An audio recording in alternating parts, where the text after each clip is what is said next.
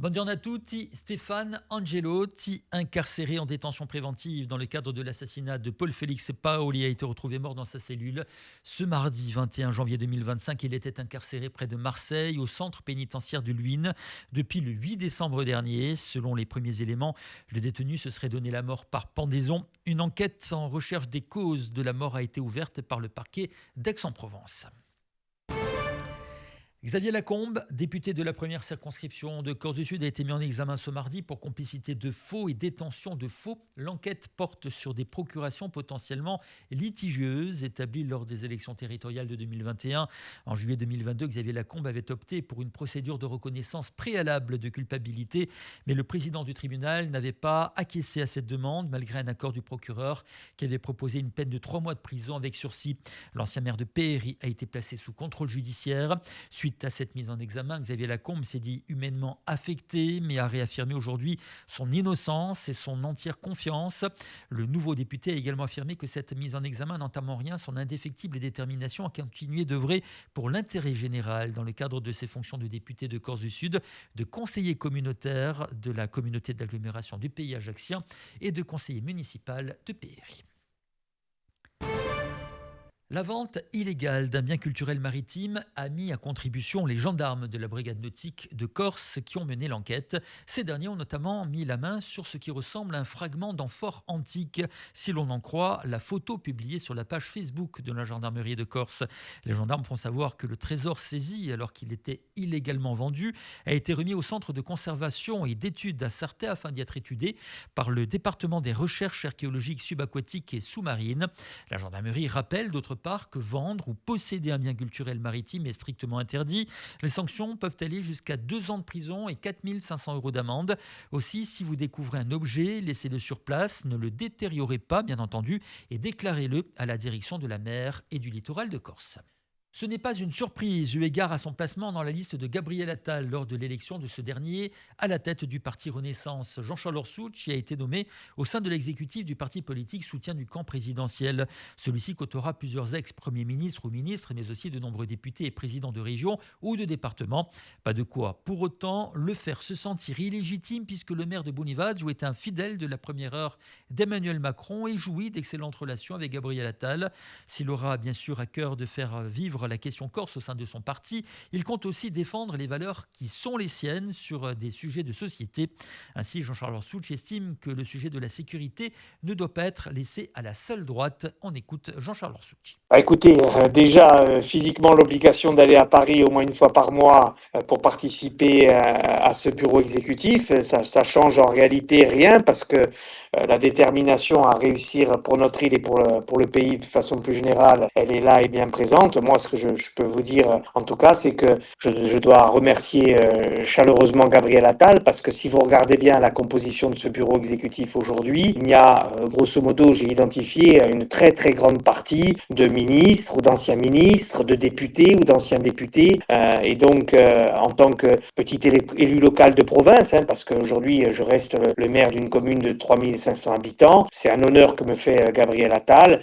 Je crois qu'il y a des explications qui sont assez logiques, à savoir le fait d'avoir été fidèle au parti présidentiel depuis le début, d'avoir défendu contre vents et marées, je dirais, une politique qui n'est pas forcément toujours soit bien expliquée, soit bien comprise par tout à chacun, mais je crois que quand j'ai échangé avec Gabriel Attal sur le sujet, mon expérience de maire rural, mon expérience d'élu à l'Assemblée territoriale, ma loyauté le concernant, l'ont amené à me proposer cette place au sein de l'exécutif et je vais essayer d'y apporter ma fibre social-démocrate et ma volonté de servir le pays au mieux et par là même aussi, parce que je crois que dans les arbitrages qui ont été effectués, il y a la question de la représentation de la Corse et à ce titre-là, je suis assez fier de représenter mon île. Avant de parler effectivement du dossier Corse, c'est la singularité que vous avez décrit à l'instant qui, selon vous, va vous permettre de vous distinguer au sein de cet exécutif. Il y aura forcément beaucoup de discussions sur des sujets très importants important. Quelle est la patte que vous comptez apporter dans ces discussions? Bon, d'abord, il faut savoir rester humble sur le sujet. Je suis une personne, et vous le voyez bien, sur 70 membres, et que je n'entends pas et je n'ai pas les moyens d'imposer quoi que ce soit. Par contre, je vais y aller, et j'espère que Gabriel Attal m'a choisi pour cela. Je vais y aller avec mon identité, celle de quelqu'un qui a toujours été un social-démocrate, quelqu'un qui a toujours été un grand décentralisateur. Quand on a le prisme corse, je dirais un autonomiste convaincu. C'est pour défendre ces idées-là. Les idées aussi auxquelles je crois aujourd'hui, c'est que ce pays, il faut quand même aujourd'hui que la valeur travail soit au cœur d'un projet politique, parce que je crois qu'aujourd'hui, la volonté première de Gabriel Attal, c'est de faire en sorte que ce parti redevienne une machine à penser, à produire, et ensuite, effectivement, il faut être clair aussi, pour gagner des échéances électorales. Moi, je vais y aller avec, je répète, cette fibre-là, cette fibre d'un décentralisateur qui pense que la France doit aller vers une simplification administrative, vers davantage de pouvoir aux élus locaux, sortir un peu d'une forme de technocratie qui existe dans ce pays. Je vais y aller pour défendre les valeurs, je le dis, de travail, mais aussi d'autorité, parce que je pense aujourd'hui qu'il faut arrêter de laisser la question de l'autorité à la droite, parce qu'en réalité, offrir la sécurité à l'école, dans la rue, dans les services publics, c'est aussi une demande de tous les Français, et notamment des plus faibles. Donc il faut reprendre cette question d'autorité à bras-le-corps. Bien sûr, je reste là aussi en tant qu'homme de gauche attaché au principe de l'impôt qui doit être juste. Voilà, combattre les injustices sociales, le déterminisme social. C'est avec toutes ces convictions-là que je siégerai au sein d'un bureau exécutif qui a vocation à trancher un certain nombre de choses. Après, démocratiquement, j'espère être le plus souvent majoritaire, mais voilà, c'est avec cette identité-là et avec cette idée-là que je vais participer à ces travaux. Un dernier mot important quand même sur le dossier corse. Vous, qu'est-ce que vous allez y dire, sachant que pour le moment, dans ce gouvernement qui a comme leader François Bayrou, Renaissance a peut-être un tout petit peu moins son mot à dire qu'auparavant, même si c'est peut-être un peu plus le cas que sous gouvernement Barnier. Vous, qu'est-ce que vous allez dire à propos de ce sujet corse au sein de l'exécutif? Bon, écoutez, pour être totalement honnête, c'est vrai que j'appartiens donc aux Renaissance et je serai à l'exécutif, mais j'aurai l'occasion, j'ai pu le constater, donc de côtoyer un certain nombre de ministres. Malgré tout, la feuille de route annoncée par François Bayrou et l'identité de François Bayrou sur ce sujet ne vous aura pas échappé. C'est un décentralisateur. Le MoDem là-dessus est, je pense, un véritable allié. Et je crois qu'il a été pris l'engagement de respecter les engagements du président de la République. Je crois qu'aujourd'hui, moi, je me sens à l'aise pour défendre cette position-là.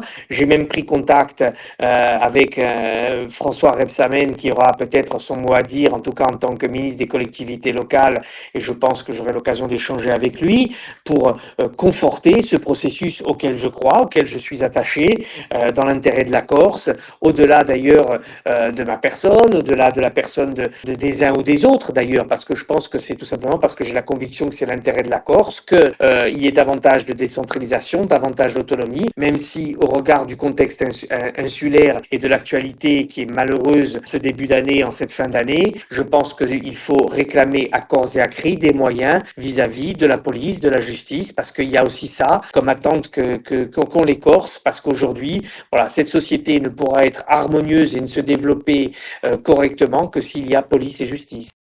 Lors des travaux de sauvegarde du clocheton qui s'effondrait, l'entreprise mandatée s'était rendu compte que le paratonnerre installé sur l'église de la commune d'Iussalge était obsolète puisque muni de galettes radioactives.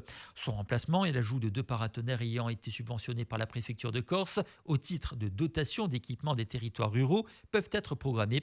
À cet effet, la réunion préalable au début des travaux s'est tenue en mairie. Le village sera donc équipé de 3 paratonnerres, le premier installé sur le clocher, le second sur le bâtiment communal et le troisième installé au Haldou sur le chemin communal de Guagno. Nous sommes le mercredi 22 janvier 2025, jour de la Saint-Vincent. Le ciel est très nuageux à couvert aujourd'hui sur l'ensemble de l'île. En Corse, les pluies se raréfieront à mesure que la journée avance et les averses seront donc de plus en plus rares. En Corse du Sud, s'il y aura des averses également, qui elles aussi seront moins nombreuses en fin d'après-midi, eh bien elles disparaîtront complètement en fin de journée. Le vent est faible et les températures continuent de se radoucir progressivement. Il fera jusqu'à 16 degrés aujourd'hui pour Ajaccio et Propia, 15 à Bastille, à Portivete, Boniva, du Calvilise ou la 14 à Sarthe, 13 Resavico, Pietralba, Dusacorti, Onze Cervioni, Prunello di Fiumurbo, Pietralba et Rugliano. C'est la fin de ce journal sur Radio Alta Frequenza en ce mercredi. Je vous remercie de l'avoir suivi et je vous donne rendez-vous dans quelques instants pour votre agenda culturel du jour.